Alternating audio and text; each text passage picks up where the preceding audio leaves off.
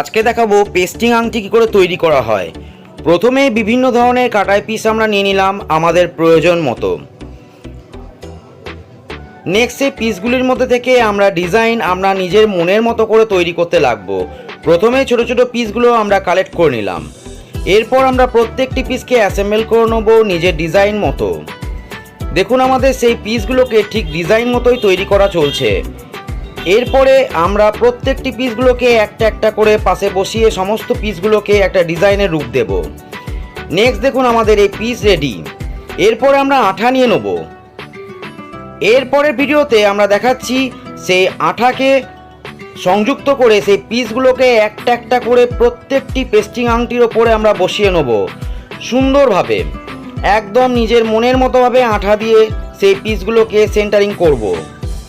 এরপরের ভিডিওতে দেখাচ্ছি আমাদের পেস্টিং আংটি কিন্তু রেডি। এরপরের প্রসেস আপনাদের জন্য নেক্সট ভিডিওতে নিয়ে আসছি।